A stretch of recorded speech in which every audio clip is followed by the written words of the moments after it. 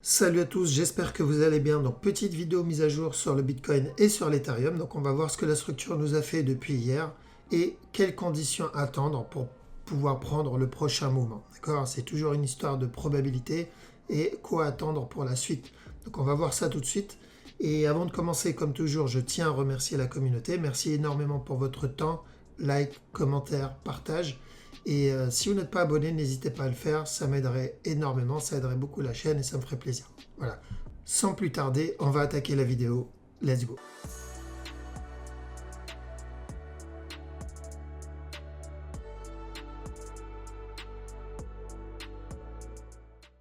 Alors, donc le Bitcoin. Le Bitcoin, du coup, il a validé l'analyse qu'on avait vue hier. Hier, je vous ai dit on peut chercher des buy setup dans cette zone et qu'on devait faire attention, à la cassure du top. Donc on a dit si le mouvement continue à corriger ici, on cherche de l'achat et on fait attention à la cassure du top. D'accord? Donc l'objectif normalement il devrait être atteint si le TP il a été mis là. Si le TP n'a pas été mis là, ben, comme je l'ai dit, il faut faire attention, il faut mettre un break-even, protéger son trade. D'accord? On me demande souvent, on me dit, tu veux dire quoi par protéger? C'est très simple. Protéger le trade, c'est préserver votre compte, préserver votre trade. Donc, mettre un break-even, positif ou en flat, prendre une partie des profits, vous payer, prendre des profits, total, peu importe ce que vous faites, prenez comme décision. L'objectif, c'est si la structure se retourne, si le marché se retourne contre vous, le but c'est de ne pas perdre de l'argent. L'idéal c'est même s'il se retourne, vous devez sortir en profit. Ça c'est l'idéal. Si vous arrivez à faire ça, sur le long terme, vous êtes un trader profitable. Bien sûr au début c'est difficile, surtout si on ne maîtrise pas bien le break-even, mais si vous arrivez au moins à sortir en flat, c'est déjà bien. D'accord? Parce que sur 100 trades, si la majorité, si 90% de vos trades sont en flat, break-even, et le reste c'est des profits, bon bah vous êtes profitable, d'accord? Maintenant, si la majorité de vos break-even sont en profit, même un tout petit peu, et le reste de gros profits, bon bah là vous êtes plus que bien. Mais chercher le stop loss à chaque fois, le souci c'est quoi? C'est que bah, les take profits que vous allez avoir, la majorité ne vont faire que rembourser les stop loss que vous avez eu. Et ça c'est pas ce que je préfère, d'accord? Moi je préfère plutôt les break-even et avoir plus de profits et le moins de pertes possible. D'accord? Donc c'est ça, protéger son trade, c'est préserver son compte et essayer de sortir en profit si c'est possible. Du coup, donc on a eu maintenant la cassure du top, le premier objectif il est atteint. Donc la structure ici elle est potentielle, elle peut être terminée. Pour ceux qui n'ont pas regardé la vidéo que j'ai postée hier, donc elle est disponible sur le site. C'était quoi les scénarios? C'était cassure du top directement et ensuite retournement pour la fin d'une structure corrective. L'autre possibilité, pour ça j'ai besoin de reculer la structure un peu, voilà. Donc l'autre possibilité c'était une correction ici, donc il vient quand même casser le top, c'est pour ça que les deux scénarios maintenant c'est la même direction, donc j'ai privilégié de l'achat. Et pour ce scénario là, il peut continuer à monter, casser ce top là, donc pour nous donner un running plus tard, d'accord? Donc ça c'était le deuxième scénario. Donc le premier maintenant c'est de l'achat, le deuxième maintenant c'est de l'achat. J'ai dit tant qu'il continue à corriger, c'est là qu'il faudra faire attention. Donc maintenant on doit faire attention. Quelle est la suite? Bah, les deux scénarios sont toujours possibles. Ça peut être une structure corrective terminée. Si c'est le cas, il viendra casser le bas directement. L'autre, où je vais devoir attendre une condition pour valider ce scénario que je vais vous montrer, bah, l'autre c'est il corrige là. La condition c'est j'ai besoin d'une structure corrective, comme là ici, comme là ici aussi, pour de l'achat. Mais je ferai attention à chaque nouveau plus haut. L'objectif c'est de tenter ce fameux running. Bon, je pense pas qu'on va avoir celui-là, mais je tente, on sait jamais. Et si au final, à la cassure du top, il décide de se retourner, bon bah, j'ai tenté, d'accord, j'ai essayé. Donc ça c'est pour du trading, hein. Je parle vraiment pour les traders, ceux qui veulent trade court terme. Alors, donc je ne rentre pas ici tant que j'ai pas cette condition, parce que ce que je suis en train de vous dire ici, c'est on est en train de faire un forecast sur un mouvement qui n'est même pas terminé, qui est en cours et pas assez développé. Hier c'était plutôt propre parce que le mouvement il était assez développé pour pouvoir se dire ok c'est de l'achat, mais là tout de suite Si je dois me baser sur ce qu'il est en train de faire à l'intérieur, c'est vraiment beaucoup trop tôt. Donc, comme je le dis à chaque fois, l'objectif de mes vidéos, c'est pas de vous donner des signaux, c'est de vous donner des scénarios par rapport à ma lecture de structure, les possibilités, et de vous dire quel scénario a le plus de chances de se produire. Et donc, on va aller traiter ce scénario-là. Si on est dans deux scénarios et qu'on est plutôt dans du 50-50, souvent, c'est parce que la structure n'est pas assez développée. Et dans ce cas-là, je vous dis quoi? Je vous dis, ok, vous devez attendre condition A ou condition B. Si la condition A est validée, on va sur ce scénario. Donc les probabilités augmentent pour ce scénario. Si on a la condition B, on va pour l'autre scénario. Mais tant qu'on n'a ni condition A ni condition B, on reste à l'écart et on attend cette condition. D'accord? Du coup, on est vraiment... En réalité, on n'est jamais surpris parce qu'on sait quoi attendre et on sait quoi prendre une fois qu'on a cette condition-là. Donc, si maintenant je vous dis que, imaginons qu'on était là hier, et je vous ai dit, ok, je cherche des setups d'achat, et une personne est rentrée sans attendre un setup pour de l'achat, ça c'est risqué, c'est dangereux. D'accord? Vous devez attendre un setup en interne. Donc, il y en a eu, bien sûr, en interne.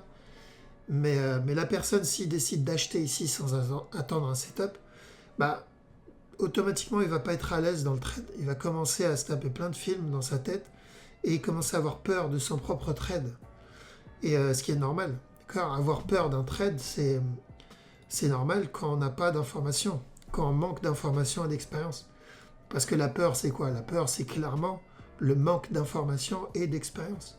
Si demain, je vous emmène faire du saut à l'élastique, si c'est la première fois pour vous, vous allez être terrorisé. Parce que vous n'avez jamais fait ça et du coup, vous allez commencer à vous faire des films dans la tête. Et des films dégueulasses. Hein. Donc, mais si vous faites ça 100 fois, 500 fois, 1000 fois, vous avez fait 1000 sauts à l'élastique, bah, au bout d'un moment, vous allez faire ça sans avoir peur. Vous allez même faire des sauts périlleux en plein vol et tout. Vous allez apprécier l'expérience. Parce que vous l'avez fait tellement de fois, maintenant que vous avez assez d'expérience, vous savez comment réagir. Bah, la structure, c'est un peu la même chose. Si on rentre dans un trade sans savoir où on est, et ce qu'on fait, et comment réagir s'il y a un changement, bah, on a peur. D'accord, on a peur. Donc si, quand on trade, si vous êtes dans un trade et que vous avez peur, en général, il y a deux raisons à ça. La première raison, la plus fréquente, c'est le manque d'information et le manque d'expérience. Vous ne savez pas où vous en êtes dans la structure, vous ne savez pas lire une structure, et vous ne savez pas anticiper les possibilités et comment réagir une fois que vous avez tel ou tel scénario qui se produit devant vous. Donc, le manque d'expérience. L'inconnu, en gros. La deuxième raison, où justement on peut avoir peur de la structure, on a peur de la structure, enfin du trade plutôt, quand on est dans un trade, c'est le money management, tout simplement. On risque trop. Quand vous risquez trop, souvent, vous commencez à être en panique à la moindre bougie. Et vous pouvez avoir autant d'expérience que vous voulez. Vous pouvez être le maître en trading. Si vous ne respectez pas la deuxième règle, c'est-à-dire le money management, bah, la peur, elle sera quand même là. D'accord? Il faut le cumul des deux. Il vous faut de la connaissance et de l'expérience, donc maîtriser la structure, savoir anticiper les possibilités, et en même temps, le money management. D'accord? Parce que si vous êtes dans un trade et que vous avez peur, souvent c'est aussi à cause du risque que vous avez fait. Vous avez trop risqué et vous n'allez pas assumer. Vous n'assumez pas ce que vous avez risqué. Donc vous ne comptez pas assumer le stop loss. Donc souvent les gens cumulent les deux. Ils n'ont pas d'expérience, pas la connaissance de la structure et en plus, ils risquent trop. Et du coup, dès qu'ils rentrent dans un trade, à la moindre bougie, ils commencent à avoir des palpitations nerveuses. Quand ils vont dormir, toutes les 5 secondes, ils regardent leur téléphone. Ils regardent leur trade. Où en est la structure? Est-ce que je suis encore en positif? Est-ce que ça s'est retourné? Si ça se retourne, qu'est-ce que je dois faire? Est-ce que je dois couper le trade maintenant? Est-ce que je le laisse? Est-ce que je recule mon stop? Donc, et ça emmène à des décisions stupides souvent. Donc, nous, ce qu'on fait ici, la différence c'est quoi? C'est qu'on apprend à lire la structure et ensuite, on voit les possibilités et on essaye de prendre donc le scénario qui a le plus de chance, et s'il y a un retournement, on peut réagir à ça. Donc pour le moment, on doit faire quoi? On doit attendre une condition. Si on a la condition, on augmente les probabilités de la direction. Si on a ça, comme on l'a eu là, comme on l'a eu là, là et là, bah on augmente la probabilité d'avoir une continuation. Et donc, un peu plus de confiance quand on est dans le trade. Rajouter à ça un bon money management et ça devrait aller. Si on le voit par contre exploser vers le bas ici, commencer à corriger, d'accord? Donc comme il a fait là par exemple, exploser vers le bas et la corriger en petit time frame, bah là on connaît la direction. Ça sera le drop pour venir casser ce bas encore une fois, ou l'autre scénario, c'est l'avantage aussi de préparer les scénarios, c'est il chute quand même, sans casser le bas, et ensuite monter pour donner une structure corrective plus grande avant de drop. Parce que s'il me donne ça, là, les probabilités d'une continuation augmentent. Et dans ce cas-là, on va chercher plutôt de la vente. D'accord? Donc tout est déjà prévu à l'avance, en fait. Tout est prévu à l'avance. Avant même que la structure se développe, je vois déjà les possibilités. J'ai juste à attendre la condition qui me valide tel ou tel scénario. Ok? Donc, pour le moment, on attend. Voir si il va nous donner ce régular pour la continuation vers le bas, ou si on va avoir un futur running plus tard, à la cassure du top. Alors donc ceux qui ont pris le bail annoncé hier, vous vous protégez pour le moment. Là, il n'y a rien à faire. En ce qui concerne le... donc, en fait, pour rappel, hein, ce qu'on est en train de faire ici, on l'a déjà fait là. C'est exactement la même analyse et la même approche. Quand on a eu ce drop ici, on a dit on attend une impulsion, une correction.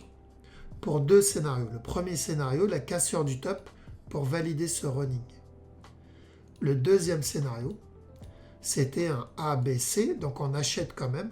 Donc on a dit d'acheter ici, rappelez-vous. Regardez la vidéo dans cette date, vous le verrez. Et on a dit on achète dans tous les cas, mais ou pour le scénario rouge, ou pour la cassure du top, au minimum. Valider un régular ici, et ensuite il reviendra casser le bas. Donc dans tous les cas, c'était de l'achat.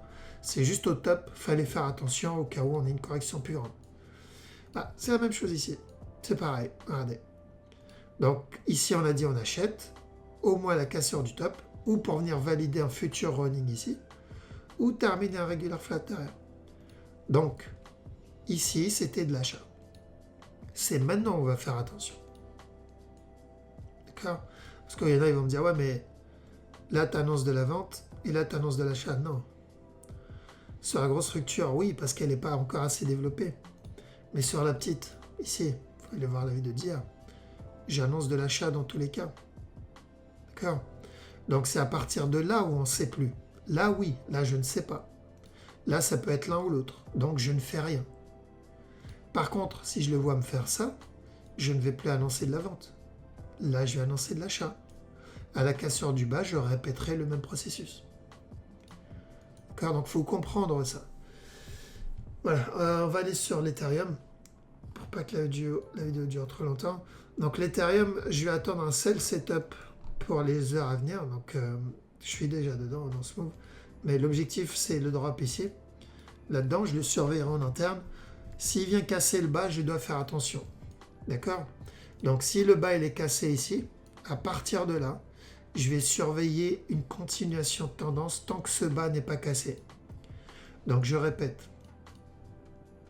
Donc là, je vais chercher de la vente et je vais surveiller. Mais si le mouvement ici devient correctif, là-dedans, tant que ce bas n'est pas cassé, c'est une continuation vers le haut. Pour la même analyse qu'hier et avant-hier. Ou ça va être un buy pour une correction et ensuite une continuation pour la grosse structure. Ou ça va être un buy qui viendra casser ce top plus tard pour terminer un running. Parce qu'on sait que l'Ethereum, il fait pas mal de running. D'accord? Donc, si j'ai la correction, c'est de l'achat. C'est à la cassure du top où je vais commencer à faire attention. Pour le moment, ce n'est pas de l'achat. Là, si je regarde en interne, ce mouvement-là m'annonce plutôt potentiel drop ici. D'accord? Donc, sauf si je le vois me corriger là-dedans, comme ça, bah, si j'ai des setups de vente, je les tente jusqu'à ce bas-là. Ok? Très simple. on attend les setups, on attend la condition et on rentre. S'il n'y a pas de condition, s'il n'y a pas de setup, on laisse la structure se développer un peu plus. D'accord? Parce que s'il n'y a pas de condition et de setup, c'est où c'est en train d'exploser parce que il y a eu un dump ou un pump, là on ne pouvait rien faire, ou il est en train de se développer. Et dans ce cas-là, s'il est en train de se développer, ça veut dire qu'on est dans une zone de correction. Et donc, bonne nouvelle, s'il corrige, il est en train encore plus de valider la direction. J'ai entendu dire des personnes comme quoi si le Bitcoin continue à range ici, dans cette zone, c'est de l'accumulation pour de l'achat. Non, au contraire. S'il accumule ici, comme on dit, s'il continue à range dans cette zone, c'est de la continuation de tendance. Ce n'est pas de l'achat, c'est de la vente. Il faut bien faire attention ici. S'il continue à range là-dedans, c'est de la vente, pas de l'achat. Pour que ça soit de l'achat, j'ai besoin qu'il monte encore un peu, il ne casse pas stop, il chute et qu'il range dans cette zone. Là, c'est de l'achat. Là, c'est de l'accumulation pour de l'achat. Il faut vraiment comprendre le concept d'accumulation pour ne pas prendre les mauvaises structures.